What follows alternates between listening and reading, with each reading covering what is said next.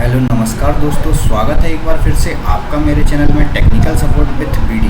दोस्तों, सीपीसीटी यानी कंप्यूटर दक्षता प्रमाणीकरण परीक्षा, जिसका जो नोटिफिकेशन आया है वो कल आया है और इसके जो फॉर्म हैं 9 जुलाई 2021 से फॉर्म भरना स्टार्ट हो जाएंगे, पंजीयन प्रारंभ हो जाएगा। दोस्तों, इसके जो पंजीयन की आखिरी तिथि है 20 जुलाई है और इसकी जो परीक्षा तिथि है दोस्तों वो 7 अगस्त 2021 है।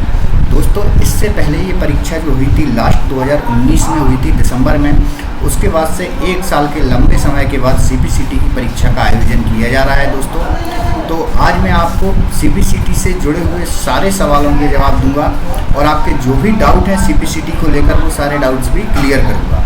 दोस्तों, इससे पहले अगर आप चैनल पर नए हैं तो यूट्यूब पर सर्च करें टेक्निकल सपोर्ट विथ बीडी और हमारे यूट्यूब चैनल को सब्सक्राइब करें और बेल आइकन के बटन पर ऑल नोटिफिकेशन पर क्लिक करें।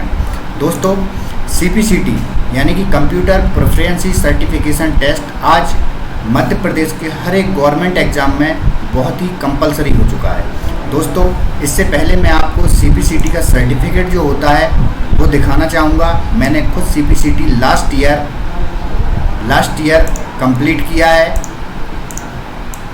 ये मेरा खुद का सर्टिफिकेट है दोस्तों, देख लीजिए आप।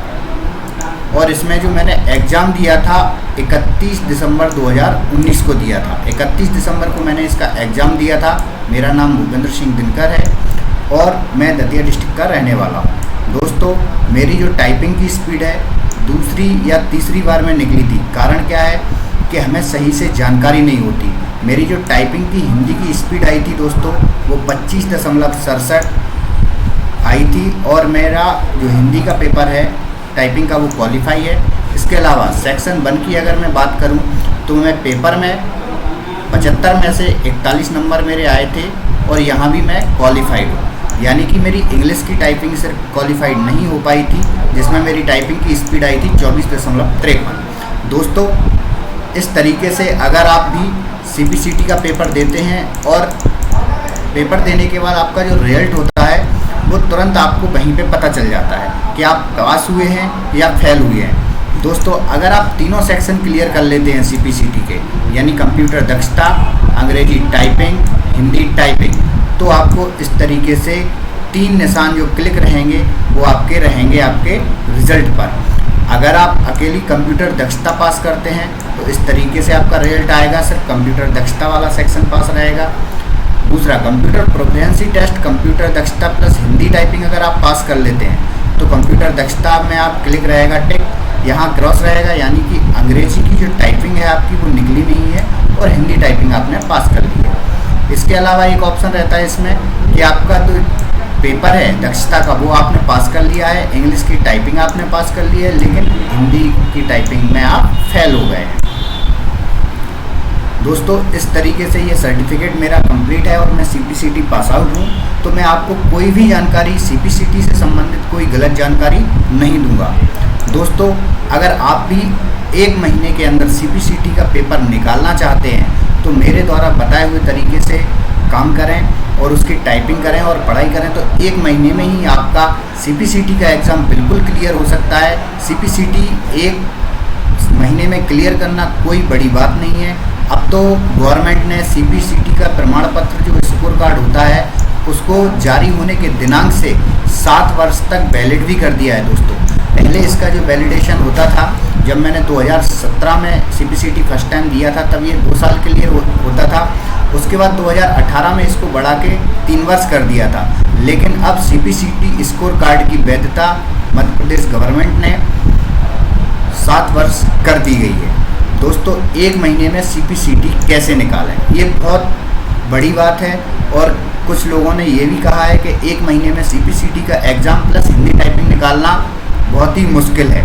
तो ऐसा नहीं है दोस्तों, आप घर बैठ के टाइपिंग करें और साथ साथ कंप्यूटर और अन्य सब्जेक्ट्स की पढ़ाई करें। जो इसका सिलेबस है,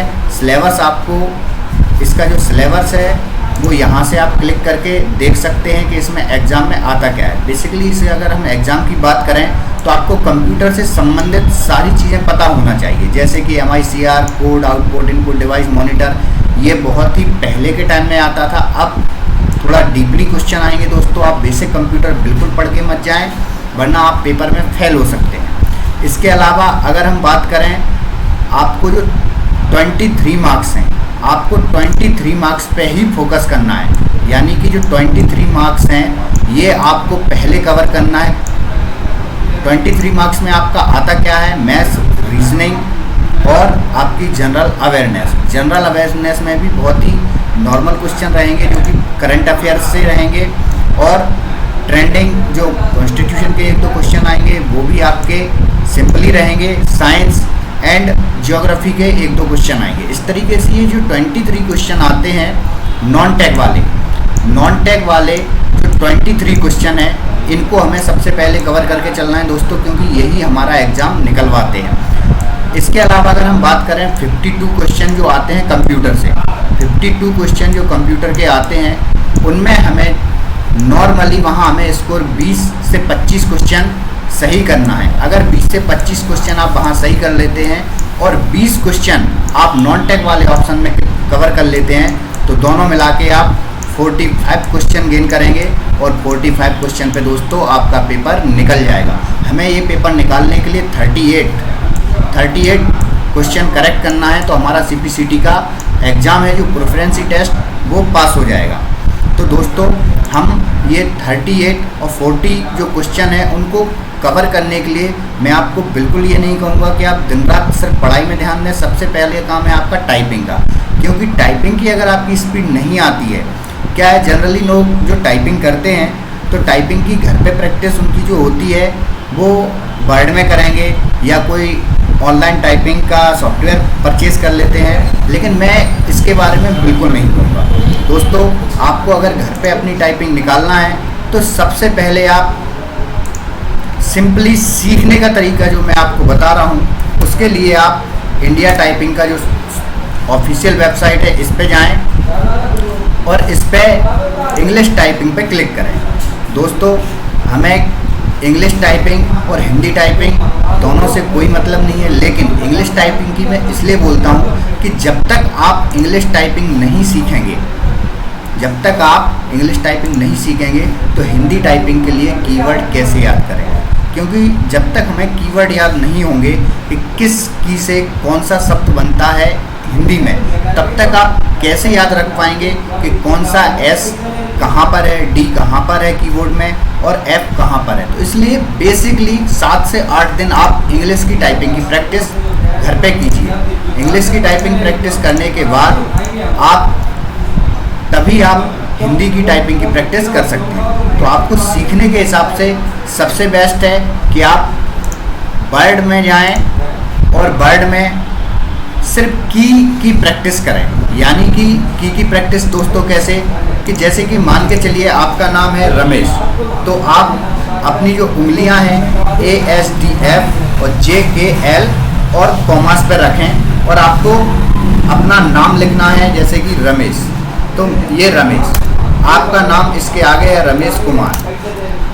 आप कहाँ से बिलोंग करते हैं, अपना एड्रेस लिखें। इस तरीके से आप ये उंगलियों की जो प्रैक्टिस है वो अपने घर पे सबसे पहले इंग्लिश कीवर्ड की याद कीजिए कि जे जो है वो कहाँ पर आता है, किस उंगली से आएगा।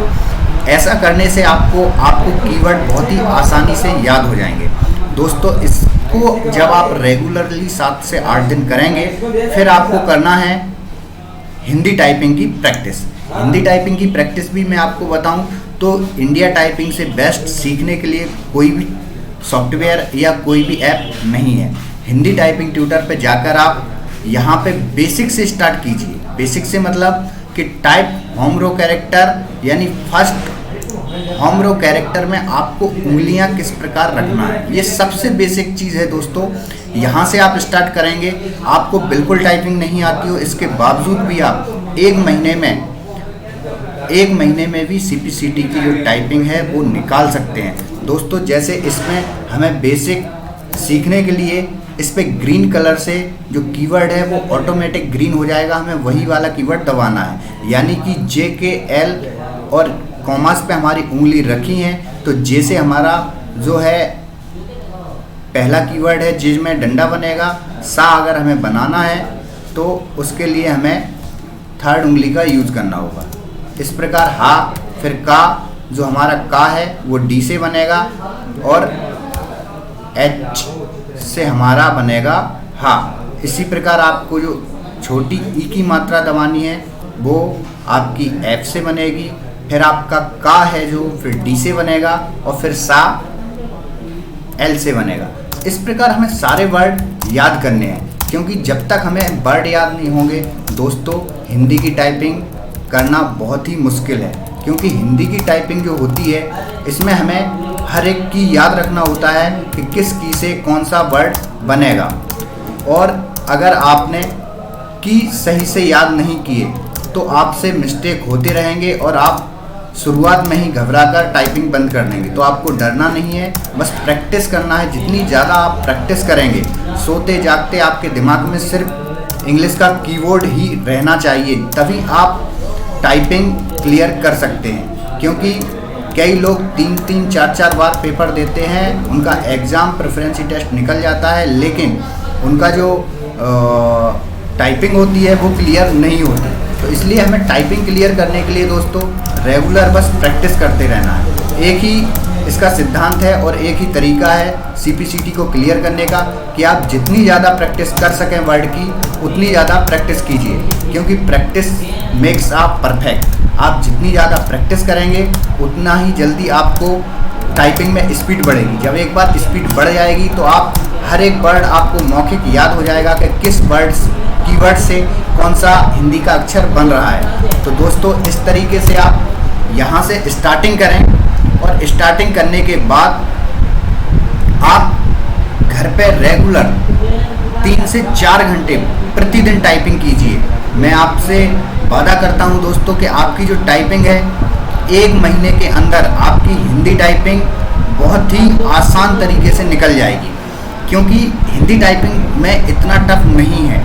हम जो वर्ड वहाँ पढ़ रहे होते हैं एग्ज़ाम हॉल में, हमारे सामने जो ओपन होगा पेपर, जिस तरीके से ओपन होगा दोस्तों, उसका मैं आपको फॉर्मेट दिखाई देता हूँ कि जो वहाँ पे एग्ज़ाम ओपन होगा वो किस तरीके से होगा। तो दोस्तों आपको एग्ज़ाम हॉल में जो विंडो आपके सामने रहेगी वो कुछ इस तरीके से रहेगी कि आपको यहाँ शब्द दिए रहेंगे और उनको देखकर ही आपको टाइप करना है। जिस तरीके से ये शब्द हैं सेम पैटर्न जो हमारा है एग्ज़ाम हॉल में रहेगा कि आगे जो ऊपर आपको एक पैराग्राफ दिया है उसको देखकर हमें टाइप करना है। इंग्लिश में क्या होता है दोस्तों, चूँकि कि इंग्लिश में हमारी स्पेलिंग्स इतनी अच्छी नहीं होती तो हमें बार बार स्पेलिंग्स को देखना होता है कि कोई गलती तो नहीं हुई है। लेकिन हिंदी की अगर बात करें तो जैसे विवेकानंद ने कर्म को उपासना का महत्व दिया, इसको आपको बार बार नहीं देखना है। एक बार आपको याद है और आप हिंदी की टाइपिंग सीख गए हैं तो आप सीधा लिख सकते हैं, इसमें कोई स्पेलिंग्स की दिक्कत नहीं है। दूसरी चीज़ ये है कि हिंदी हमारी ऑलरेडी पहले से अच्छी होती है, तो हिंदी की टाइपिंग सीखना और हिंदी टाइपिंग को निकालना बहुत आसान होता है। और दोस्तों मैं आपको एक चीज़ और बता दूं कि जो हिंदी टाइपिंग है, चाहे आप मध्य प्रदेश शासन के अंतर्गत नगर निगमों, data entry operator, IT operator, सहायक ग्रेड 3, शीघ्र लेखन, स्टेनो, पटवारी, ASI किसी भी भर्ती में फॉर्म डालेंगे गवर्नमेंट में तो आपको सबसे पहले हिंदी टाइपिंग और कंप्यूटर का पेपर निकालना अनिवार्य है और वही आपका मांगा जाता है। इंग्लिश टाइपिंग मांगते हैं दोस्तों, लेकिन कुछ विभागों में ही सिर्फ इंग्लिश टाइपिंग मांगते हैं, अदरवाइज सभी विभागों में Hindi typing plus computer proficiency से ही आपका सिलेक्शन हो जाएगा।